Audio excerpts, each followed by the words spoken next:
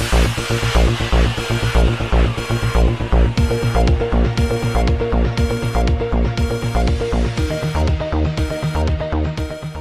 اللہ الرحمن الرحیم۔ السلام علیکم ناظرین، دادو میں سندھ حکومت کی پابندیوں اور لاک ڈاؤن کے بارے میں احکامات کی خلاف ورزی کا سلسلہ جاری ہے۔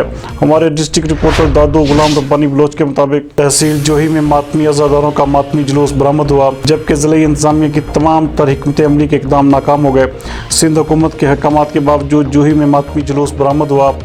ماتمی جلوس اسسٹنٹ کمشنر کے دفتر کے بالکل قریب سے برآمد ہوا۔ مقامی انتظامیہ نے بر وقت ماتمی جلوس کو آگے جانے سے روک دیا۔